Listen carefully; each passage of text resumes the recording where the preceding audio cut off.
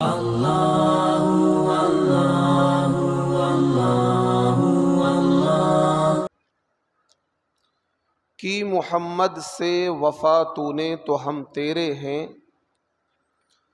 کی محمد سے وفا تو نے تو ہم تیرے ہیں، یہ جہاں چیز ہے کیا لوح و قلم تیرے ہیں۔ حضرات گرامی، نوجوان دوستوں، بزرگوں، آج کا یہ دن عید الفطر کا دن ہے۔ 22 اپریل 2023 کے دن آج ہم رحمانی مسجد میں جمع ہیں عید کی نماز پڑھنے کے لیے، اور یقیناً یہ ہمارے لیے بڑی خوشی کا موقع ہے، بڑی خوشی کا مقام ہے کہ اللہ تبارک و تعالی نے ہمیں رمضان کی برکتیں عطا فرما کر پھر ہمیں عید کی خوشیاں بھی اللہ نے عطا فرمائی۔ عید کا یہ دن ہمیں کچھ پیغام دیتا ہے، عید کا یہ تہوار ہم سے کچھ مطالبہ کرتا ہے۔ تو آج میں چاہ رہا ہوں کہ عید کا پیغام کیا ہے اور عید کا مطالبہ کیا ہے وہ آپ کے سامنے بیان کروں۔ اسی کی مناسبت سے میں نے جو آیت پڑھی ہے وہ سورہ حجرات کی آیت ہے، اور اس آیت میں اللہ تبارک و تعالی نے تمام انسانوں کے بارے میں یہ بیان کیا ہے کہ دیکھو تمہاری پیدائش ایک مرد اور عورت کے ذریعے سے اللہ نے کی ہے۔ یہ جتنے بھی دنیا میں انسان ہیں سب کو اللہ نے جو وجود بخشا ہے وہ مرد اور عورت کے ذریعے سے بخشا ہے۔ پہلے اللہ نے حضرت آدم و حوا علیہم السلام کو پیدا کیا، پھر ان کے ذریعے سے نسل انسانی پروان چڑھی اور یہ نسل انسانی آگے بڑھی۔ پھر اللہ تبارک و تعالی نے ان انسانوں کے درمیان خاندان، علاقے اور قبیلے بنائے، الگ الگ اللہ نے زبانیں بنائیں۔ یہ خاندان، یہ علاقے، یہ قبیلے اللہ تبارک و تعالی نے کیوں بنائے، اس کا ریزن بھی، اس کی وجہ بھی اللہ نے قرآن میں بیان کی ہے کہ اے لوگو ہم نے تمہیں ایک مرد اور عورت کے ذریعے سے پیدا کیا ہے، اور اس کے بعد ہم نے تمہارے درمیان کچھ خاندان اور کچھ قبیلے بنائے ہیں، اور اس کی وجہ یہ ہے تاکہ تم ایک دوسرے کو پہچان سکو، تاکہ تم ایک دوسرے کو پہچان سکو، تعارف ہو سکے۔ اگر اللہ تبارک و تعالی خاندان اور قبیلے نہ بناتا تو ایک دوسرے کی پہچان بڑی مشکل ہو جاتی۔ یہ کیسے پتہ لگتا کہ یہ بندہ کون ہے، یہ بندہ کون ہے؟ اس کو آپ ایک مثال سے سمجھیں کہ اگر کوئی بندہ کسی محلے میں، کسی گاؤں میں ایک ہی نام کے 5 بندے رہتے ہیں، اور ایسا پاسبل ہے، کسی گاؤں میں ایک ہی نام کے، جب کوئی نام مارکیٹ میں چل رہا ہوتا ہے تو اس نام کے بندے زیادہ پیدا ہوتے ہیں۔ جیسے کہ آج کل عثمان غازی چل رہا ہے، تو اب جو اس درمیان جو بچے پیدا ہوں گے ان کے نام عثمان رکھے جائیں گے۔ کسی درمیان سلمان خان کا عروج تھا، اس درمیان جو بچے پیدا ہوئے لوگوں نے ان کا نام سلمان خان رکھ دیا۔ اسی طریقے سے صدام حسین جس وقت اپنے عروج پر تھے، انہوں نے کئی ملکوں سے لڑائی اور لوہا مول لیا تھا، اس وقت جو بچے پیدا ہو رہے تھے صدام نام کے پیدا ہو رہے تھے۔ تو پتہ لگا ایک ہی گاؤں میں، ایک ہی خاندان میں ایک ہی نام کے کئی سارے بچے ہو جاتے تھے اور ہوتے ہیں۔ اچھا، عرب میں بھی دستور تھا، کوئی نام اگر لوگوں کو پسند آتا تو وہ نام بہت زیادہ کثرت سے لوگ رکھتے، جیسا کہ عربوں کو محمد نام بہت پسند ہے، اور اس سے زیادہ پسندیدہ نام ہو بھی نہیں سکتا ہے۔ یعنی کائنات انسانی میں اگر کوئی نام سب سے زیادہ بہتر ہے وہ محمد نام ہے۔ وہ ذات، محمد کے معنی آتے ہیں وہ ذات جس کی بار بار تعریف کی جائے۔ محمد کے معنی کیا آتے ہیں؟ وہ ذات جس کی بار بار تعریف کی جائے۔ تو کہنے کا مطلب یہ ہے عربوں میں محمد نام رکھنے کا بہت زیادہ دستور اور چلن ہے۔ تو جب ایک ہی شہر میں، ایک ہی گاؤں میں، ایک ہی محلے میں ایک نام کے کئی بندے ہوں گے تو ان کا تعارف کیسے ہوگا، ان کا تعارف ہوگا خاندان سے، برادری سے، کہ یہ بندہ فلاں خاندان کا ہے، وہ محمد جو امیہ میں سے ہے، وہ محمد جو قبیلہ قریش میں سے ہے، وہ محمد جو فلاں قبیلے میں سے ہے، فلاں خاندان میں سے ہے. اس طریقے سے تعارف ہوگا. اس کو ایک اور مثال سے آپ سمجھیں. گاؤں دیہات شہروں میں تو لوگ ایک دوسروں کو کم جانتے ہیں، بلکہ شہر میں تو بے راہ روی کا اور خود غرضی کا یہ عالم ہوتا ہے کہ اوپر فلیٹ میں کون رہ رہا ہے یہ پتہ نہیں ہوتا. لوگوں کو پتہ لگا 5 سال ہو گئے ساتھ میں رہتے ہوئے، نیچے والے کو یہ نہیں پتا کہ اوپر کون رہتا ہے، اوپر والے کو یہ نہیں پتا کہ نیچے کون رہتا ہے. اس طریقے سے مطلب لوگ بالکل غافل ہوتے ہیں، اپنی زندگی میں مست ہوتے ہیں. لیکن یہ بھی غلط ہے اس درجے. گاؤں میں ایسا ہوتا ہے کہ لوگ بہت زیادہ تجسس کا مزاج رکھتے ہیں، یہ بھی غلط ہے. خیر اس ٹاپک پر مجھے بات نہیں کرنی. سمجھانے کا مطلب یہ ہے کہ آپ کسی گاؤں میں جائیں اور آپ کسی بندے کا نام لیں کہ بھائی فلاں بندہ آپ جانتے ہیں، تو فوراً سوال کریں کون، کس برادری کا. گاؤں میں ایسا ہوتا ہے. اچھا وہ جو شیخوں میں ہے، وہ جو فلاں برادری کا ہے، اچھا وہ اس کا گھر وہاں پر ہے. شیخوں والا کیا ہے، انس، اس کا گھر وہ ہے، اور فلاں برادری کا انس، اس کا گھر وہ ہے. اس طریقے سے لوگ برادری سے ایک دوسرے کا تعارف ہوتا ہے. تو اس سے پتہ یہ لگا یہ اللہ رب العزت نے تمام انسانوں کو ایک مرد اور ایک عورت کے ذریعے سے پیدا کر کے ان کے درمیان خاندان، قبیلے، برادری اللہ نے بنائی، اور اس کی وجہ بھی اللہ نے بیان کر دی. لتعارفوا، اللہ نے خود وضاحت کر دی تاکہ ہمارے درمیان یہ باتیں نہ پیدا ہو جائیں. کوئی انسان کھڑا ہو کہ بھائی میں تو فلاں برادری اور فلاں خاندان کا ہوں، میں بہت زیادہ اعلیٰ ہوں. کوئی کھڑا ہو جائے کہ بھئی میں تو میری برادری یا میرا خاندان تو یہ ہے، بہت زیادہ اعلیٰ ہوں. ایسا نہیں ہے. اللہ تبارک و تعالیٰ نے اس بات کی وضاحت کر دی کہ دیکھو ہم نے تمہیں خاندان اور قبیلوں میں خود بانٹا ہے ہم نے، اور اس بانٹنے کا جو ریزن ہے وہ یہ ہے کہ تاکہ تمہارا ایک دوسرے سے تعارف اور انٹروڈکشن ہو سکے، پہچان ہو سکے، پتہ لگ سکے کہ یہ بندہ اس خاندان کا ہے، یہ بندہ اس خاندان کا ہے، یہ اس کی نسل میں سے ہے، یہ اس کی نسل میں سے. اس کے علاوہ اللہ تعالیٰ کا کوئی مقصد نہیں تھا، کیونکہ اللہ کو یہ بھی پتا تھا لوگوں کے بارے میں کہ لوگ ان خاندانوں کو عزت اور ذلت کا معیار بنائیں گے. عربوں میں بھی یہی تعصب تھا. عرب یہ کرتے تھے کہ کچھ لوگ یہ سمجھتے تھے کہ ہمارا خاندان سب سے اعلیٰ ہے، دوسرے لوگ یہ سمجھتے تھے کہ ہمارا خاندان سب سے اعلیٰ ہے. یہ عصبیت عربوں کے اندر موجود تھی، اس وجہ سے قرآن پاک میں اللہ نے اس کی وضاحت کر دی کہ خاندان اور قبیلے اور برادریاں اللہ نے تعارف کے لیے بنائی ہیں، پہچان کے لیے بنائی ہیں. کوئی بھی خاندان والا یہ نہ سمجھے کہ میں زیادہ اعلیٰ ہوں. اللہ کے نبی کا خاندان اشرف ہے، اعلیٰ ہے، لیکن صرف اس بنیاد پر کوئی بندہ، کوئی سید اللہ کے نبی کا خاندان کا یہ کہے کہ میں سب سے اعلیٰ ہوں، یہ پاسبل نہیں ہے. قرآن میں اللہ نے وضاحت کر دی ان اکرمکم عند اللہ اتقاکم، کہ تم میں سے سب سے زیادہ باعزت، سب سے زیادہ مکرم، سب سے زیادہ محترم اللہ کے نزدیک وہ شخص ہے کہ جس کے اندر پرہیزگاری زیادہ ہو، خوف خدا زیادہ ہو، اللہ کی محبت زیادہ ہو. کوئی بندہ کسی بھی خاندان کا ہو، کسی بھی قبیلے کا ہو، کسی بھی برادری کا ہو، کہیں کسی بھی علاقے کا رہنے والا ہو، علاقے، خاندان، برادری، اس سے انسان اونچا اور نیچا نہیں بنتا ہے. انسان اونچا اور نیچا بنتا ہے اپنے عمل کی وجہ سے، اپنے کردار کی وجہ سے، اپنے کیریکٹر کی وجہ سے، اپنے خوف کی وجہ سے، اپنی خشیت کی وجہ سے. اس وجہ سے میرے اللہ رب العزت نے قرآن پاک میں یہ ارشاد فرمایا ان اکرمکم عند اللہ اتقاکم، کہ تم میں سے سب سے زیادہ باعزت، سب سے زیادہ محترم وہ ہے کہ جو تقوی اختیار کرے، پرہیزگاری اختیار کرے. لیکن آج ہمارے معاشرے کے اندر مسلمانوں نے اپنے درمیان تفریق پیدا کی ہوئی ہے، جدائی پیدا کی ہوئی ہے.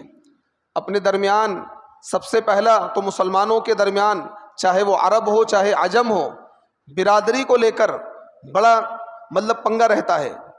برادری کی عصبیت لوگوں میں ہوتی ہے کہ بھئی یہ میری برادری کا ہے، یہ میرے خاندان کا ہے، یہ میرے قبیلے کا ہے، اور ہر برادری یہ سمجھتی ہے کہ بس ہماری برادری سب سے اعلیٰ ہے. ہمارا خاندان سب سے اعلیٰ ہے، ہم تو فلاں خاندان سے ہیں تو اس لیے ہم سب سے اعلیٰ ہیں. ایسا نہیں ہے، ایسا نہیں ہے. اللہ کے نزدیک جتنے بھی خاندان ہیں، جتنے بھی برادریاں ہیں، یہ عزت اور ذلت کا معیار، عزت اور ذلت کا معیار نہیں ہے. عزت اور ذلت کا معیار کیا ہے؟ پرہیزگاری، تقوی. اور یہی وجہ ہے کہ آپ یہ دیکھیے کہ نبی علیہ الصلوۃ والسلام کے کچھ صحابہ وہ ہیں جو اللہ کے نبی کے خاندان سے نہیں ہیں، اللہ کے نبی کے قبیلے سے نہیں ہیں، اللہ کے نبی کی برادری سے نہیں ہیں، اللہ کے نبی کے شہر سے نہیں ہیں، لیکن اللہ کے نبی نے ان کو وہ مقام دیا اور اللہ تعالیٰ نے ان کو وہ مقام دیا جو بڑے سے بڑے انسان کو نہیں مل سکتا ہے. سلمان فارسی رضی اللہ تعالیٰ عنہ فارس کے رہنے والے ہیں. اللہ کے نبی کے خاندان کے نہیں ہیں، اللہ کے نبی کے شہر کے نہیں ہیں، اللہ کے نبی کی زبان نہیں بولتے ہیں، لیکن جب وہ نبی سے وابستہ ہوئے، نبی کے کردار کو، نبی کے کیریکٹر کو، نبی کی تعلیم کو، نبی سے سچا عشق کیا، تو نبی علیہ الصلوۃ والسلام نے سلمان فارسی کو اپنے خاندان کا، اپنی فیملی کا ممبر قرار دیا. اور یہ کہا سلمان فارسی ہمارے خاندان، مطلب ہمارے گھر کے فرد ہیں، ہمارے. اس طریقے سے اللہ کے نبی نے ان کو یہ مقام دیا، یہ عزت دی. یہ مقام سلمان فارسی کو کس بنیاد پر ملا؟ سلمان فارسی کو یہ مقام کہ اللہ کے نبی نے ان کو اپنے خاندان میں شامل کیا، ان کو اپنے گھر کا فرد قرار دیا. اس بنیاد پر سلمان فارسی اللہ کے نزدیک متقی تھے، سلمان فارسی کے اندر تقویٰ تھا. بلال حبشی لوگوں کو لوگ بڑی عیب کی نگاہ سے دیکھا کرتے تھے، اور پھر بلال حبشی بھی تھے، چہرے کے مہرے کے اعتبار سے زیادہ اچھے نہیں تھے، اور پھر بلال غلام تھے، غلاموں کو بھی بڑی حقارت کی نگاہ سے دیکھا جاتا تھا.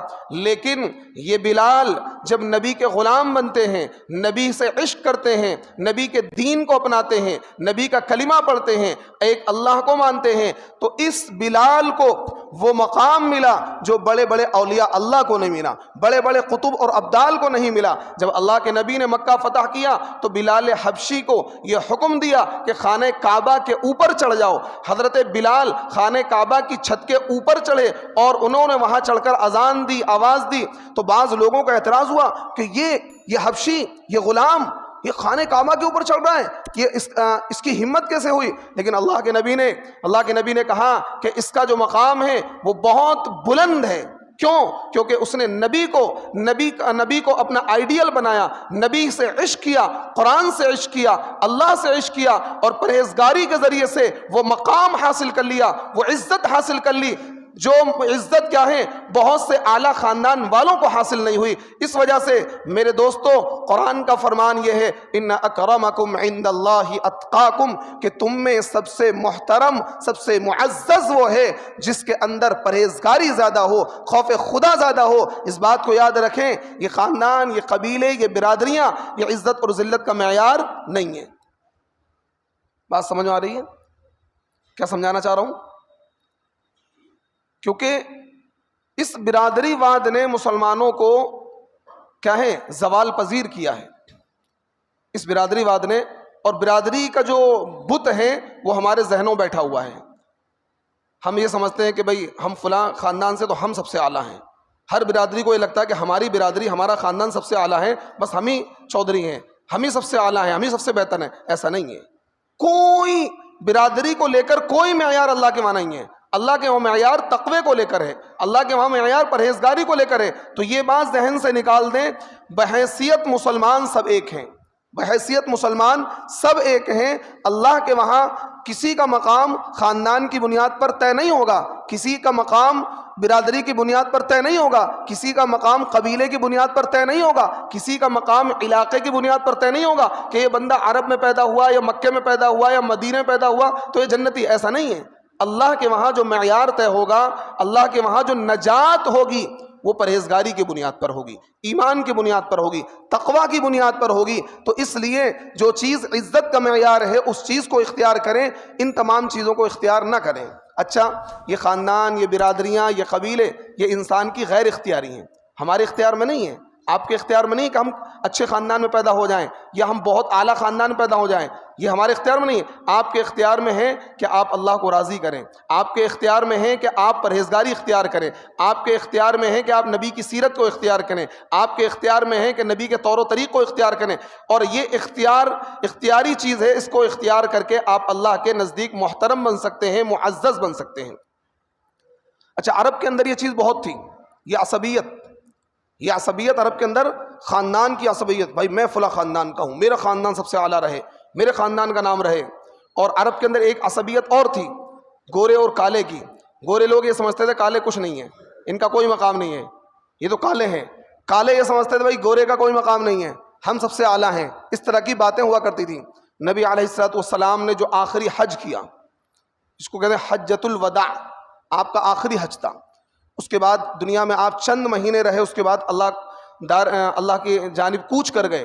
تو اللہ کے نبی نے اسپیشلی طور پر اپنی پوری قوم کو، جو 1,24,000 یا 44,000 صحابہ مسلمان جو اس حج کے اندر شریک تھے، اللہ کے نبی نے سب کو مخاطب کیا اور یہ کہا کہ لوگوں کان کھول کر سن لو، لا فضل لعربی علی عجمی، کسی عربی کو عجمی پر کوئی فضیلت نہیں ہے۔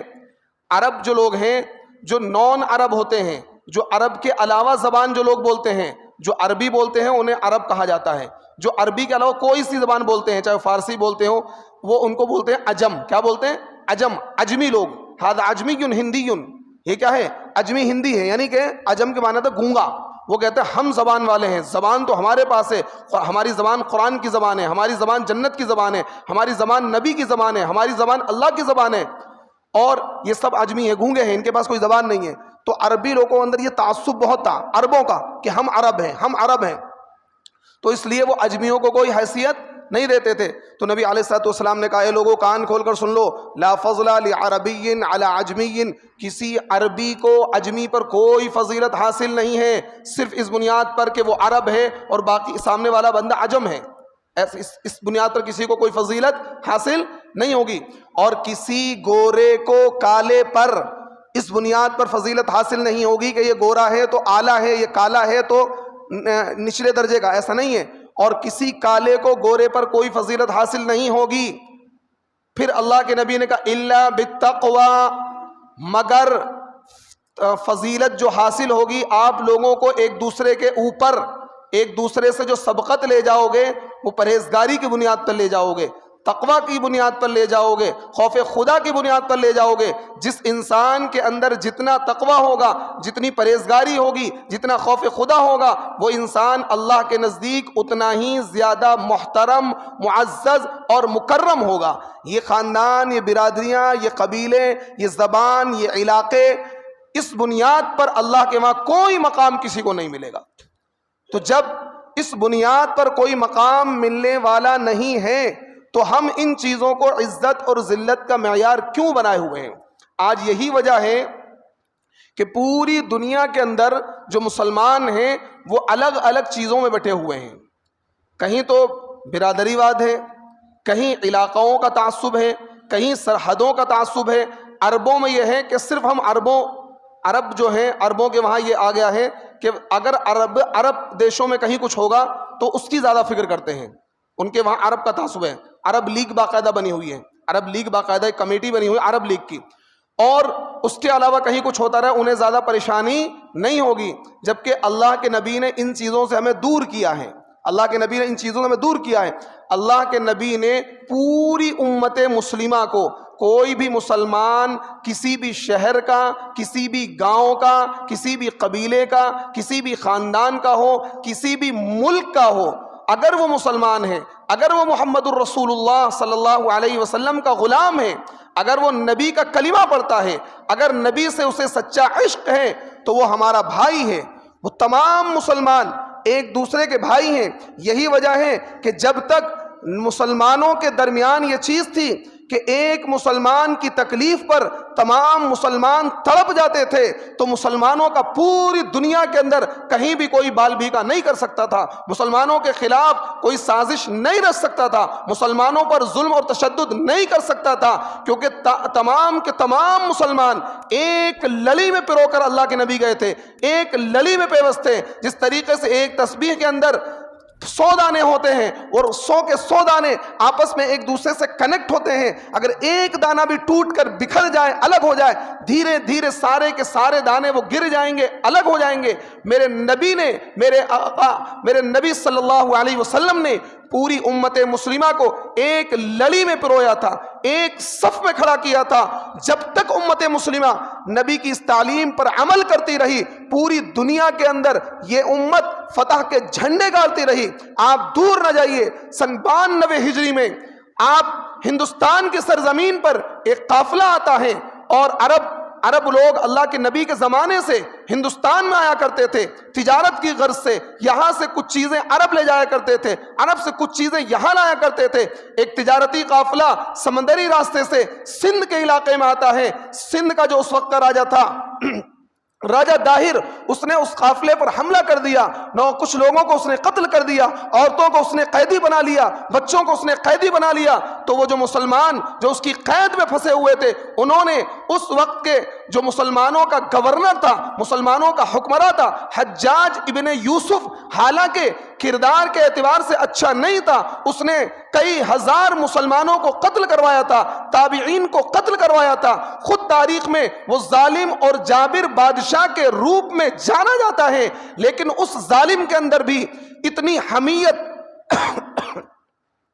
اتنی غیرت اور اتنا مسلمانوں کے تئیں پیار کا جذبہ تھا کہ اس نے اس بات کو گوارا نہیں کیا کہ ہماری مسلمان قوم پر ایک کافر قوم یا ہماری مسلمان قوم پر ایک غیر قوم حملہ کرے۔ جب یہاں کے مسلمانوں کا خط پہنچتا ہے حجاج کے پاس کہ اے حجاج، ہم مصیبت میں پھنسے ہوئے ہیں، راجہ داہر نے ہمارے مردوں کو قتل کر دیا ہے، کچھ لوگوں کو قیدی بنا لیا ہے، ہم خواتین کو بندی بنا لیا ہے۔ حجاج بن یوسف جبکہ ظالم اور جابر بادشاہ تھا، لیکن اس نے اس بات کو گوارا نہیں کیا کہ میری قوم کو لوگوں کو پکڑا جائے۔ اس نے ورلڈ میپ اس کے سامنے موجود تھا، اور اس نے خنجر نکالا اور ہندوستان کے نقشے میں یوں مار کے کہا کہ اب ہندوستان تیری باری ہے۔ اتنی حمیت مسلمانوں کے اندر تھی، اتنی غیرت مسلمانوں کے اندر تھی۔ پوری دنیا میں کہیں بھی کسی مسلمان پر کوئی ظلم ہوتا تو پوری دنیا کا مسلمان تڑپ جاتا، بے چین ہو جاتا کہ میرے مسلمان بھائی کے ساتھ کیا ہو رہا تھا، یہ کیا ہے؟ کیونکہ ہمارا آپ کا تعلق اس بنیاد پر نہیں ہے کہ آپ میرے خاندان کے ہیں، اس بنیاد پر نہیں ہے کہ آپ میری برادری کے ہیں، اس بنیاد پر نہیں ہے کہ آپ میرے علاقے کے رہنے والے ہیں، آپ میرے گاؤں کے رہنے والے ہیں۔ ہمارا آپ کا تعلق محمد الرسول اللہ کی بنیاد پر ہے، ہمارا آپ کا تعلق قرآن کی بنیاد پر ہے، ہمارا آپ کا تعلق کعبے کی بنیاد پر ہے، کیونکہ ہمارا رسول ایک ہے، ہمارا قرآن ایک ہے، ہمارا کعبہ ایک ہے، ہمارا قبلہ ایک ہے، ہمارا دین ایک ہے، ہمارا دستور ایک ہے، ہمارا منشور ایک ہے، ہمارے رہنے سہنے کا طریقہ ایک ہے، ہمارے دنیا سے جانے کا طریقہ ایک ہے۔ تو ہم کیوں خاندان میں، کیوں برادریوں میں، کیوں علاقوں میں بٹے ہوئے ہیں؟ محمد رسول اللہ نے ہم کو ایک صف میں پرویا تھا۔ اسی چیز کو علامہ اقبال نے کہا ہے، ایک ہی صف میں کھڑے ہو گئے محمود و ایاز، نہ کوئی بندہ رہا نہ کوئی بندہ نواز۔ یہ اسلام کی فطرت ہے، یہ اسلام کی تعلیم ہے کہ سب کے سب، چاہے بادشاہ ہو چاہے غلام ہو، ایک صف میں کھڑے ہوں گے۔ بحیثیت مسلمان کے غلام اور بادشاہ میں کوئی تفریق نہیں ہوگی کہ یہ غلام ہے یہ بادشاہ ہے، سب کے سب بحیثیت مسلمان کے برابر ہیں۔ حجاج بن یوسف ظالم اور جابر بادشاہ ہونے کے باوجود اس نے فوج تیار کری، اور فوج تیار کرنے کے بعد اپنے بھتیجے محمد بن قاسم جو اس کے داماد بھی تھے، اور صرف 17 سال کا نوجوان تھا، 17 سال کا۔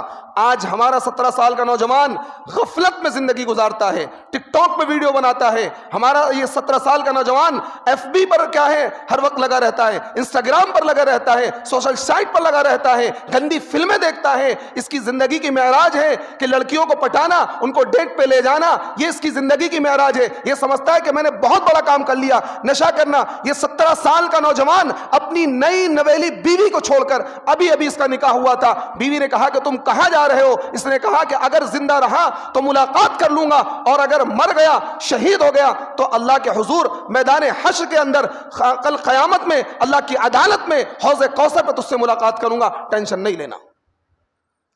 یہ محمد بن قاسم.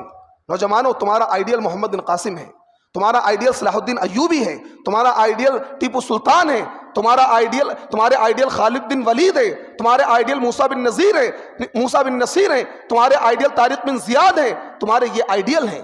یہ تمہارے یہ ناچنے والے، گانے والے، ٹھمکا لگانے والے، یہ تمہارے آئیڈیل نہیں ہیں. یہ ملت کے ماحول کو خراب کرنے والے ہیں. اور وہ 17 سال کا نوجوان، وہ محمد بن قاسم، جس کو تاریخ محمد بن قاسم کے نام سے یاد کرتی ہے، چند 100 سپاہیوں کو لے کر آیا اور اس نے سندھ کے علاقے پر حملہ کیا، اور راجہ داہر کی ایک مضبوط فوج کو اس نے شکست فاش دے دی. اور اس نے اپنے اخلاق سے، اپنے کردار سے، وہ محمد بن قاسم جس کو یہ شرف حاصل ہے کہ ہندوستان میں سب سے پہلے جو اسلام آیا ہے وہ محمد بن قاسم کے ذریعے سے آیا ہے. اور اسلام کی جو نشأت ثانیہ ہوئی ہے، سیکنڈ ٹائم جو اسلام آیا ہے، وہ خواجہ معین الدین چشتی رحمت اللہ علیہ کے ذریعے سے آیا ہے. سب سے پہلے محمد بن قاسم آئے اور انہوں نے راجہ داہر کی فوج پر حملہ کیا، شکست دے کر ان کو ہرا کر ان مسلمانوں کو، ان مسلمان ماؤں کو، ان مسلمان بہنوں کو وہاں سے آزاد کرایا. اور وہ فوجی جو زخمی ہو گئے تھے، راجہ داہر کے فوجوں کے اخلاق کا اعلیٰ ترین نمونہ محمد بن قاسم نے پیش کیا. وہ فوجی جو اس سے مقابلہ کر رہے تھے، اس سے لڑ رہے تھے،